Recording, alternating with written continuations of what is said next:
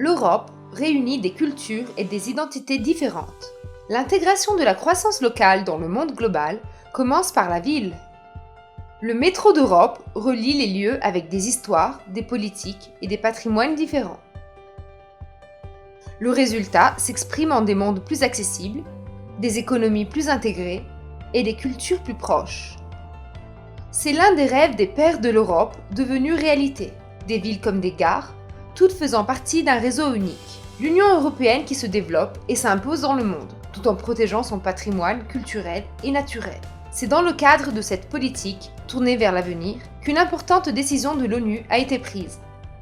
Au cours de la COP21, la conférence sur le climat de Paris de 2015, les pays membres ont partagé un objectif clé: poursuivre les efforts pour limiter l'augmentation de la température à 1,5 degré. Le train devient protagoniste, en développant une culture du transport plus écologique et durable. Le nouveau réseau ferroviaire européen est en construction. Il traverse les pays en surmontant les obstacles comme les Alpes. Depuis l'époque d'Hannibal, les Alpes ont toujours constitué un obstacle naturel au passage des hommes et des marchandises. Aujourd'hui, il existe des moyens, des structures et des technologies pour dépasser ces barrières. L'Europe le fait grâce à 7 tunnels de base: Semmering, Koralm, Brenner, Gotthard, Sennery, Lochberg et le Mont-Cenis, le tunnel du Lyon-Turin. Ces projets marquent l'avenir de tous les pays qui ont signé la Convention des Alpes. Chacun d'eux s'est engagé dans une politique de transport durable pour réduire l'impact sur l'environnement. Le train répond à ce besoin, pour le fret et les passagers.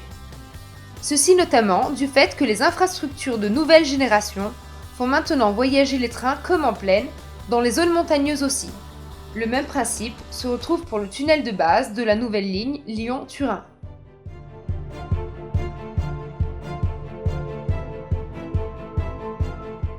La ligne historique ne répond pas aux normes internationales actuelles de transport. Il s'agit en effet d'une ligne avec une pente excessive, ce qui limite fortement la circulation des trains. Tout d'abord, la dépense d'énergie est élevée, car les convois doivent monter à plus de 1300 mètres avec 2 ou 3 locomotives. Cela contribue à un surcoût de 40% de plus par rapport à une ligne de plaine. De plus, le tracé sinueux de la ligne, au cœur des Alpes, limite sérieusement la vitesse des trains. C'est pourquoi a été conçu le nouveau projet. La contribution de la nouvelle ligne Lyon-Turin est d'une grande importance pour l'avenir. La nouvelle ligne permettra de réduire les émissions de dioxyde de carbone jusqu'à l'équivalent de la production annuelle d'une ville de 300 000 habitants. Elle permettra de retirer de la route environ 1 million de poids lourds par an. Le trajet se fera principalement en tunnel, en limitant les impacts sur les territoires. L'attention portée à l'environnement est le principe directeur en phase de réalisation de l'ouvrage. Pour ce faire, les chantiers demeurent toujours sous contrôle. Des analyses continues des données et un suivi constant de la qualité de l'environnement sont effectués en France et en Italie, sous le contrôle des organismes régionaux et nationaux de protection de l'environnement. La ligne Lyon-Turin est l'anneau central du corridor méditerranéen qui relie 18% de la population de l'Union européenne et contribue à 17% du PIB européen, avec 3000 km de nouvelles lignes pour le transport des passagers et des marchandises. Elle est partie prenante du développement des ports, des aéroports, des terminaux intérieurs de marchandises et des centres de fret intégrés dans les réseaux.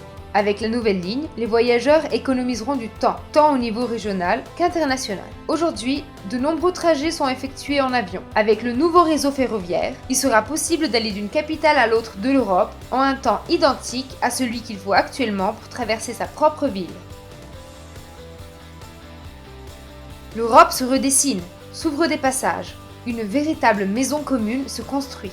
Et on regarde vers le futur, à une grande échelle internationale aussi. Parce que la Russie et l'Asie construisent des chemins de fer à grande vitesse qui constituent les nouvelles routes ferroviaires de la soie. La connexion de ces lignes avec le réseau européen créera une sorte de métro eurasiatique.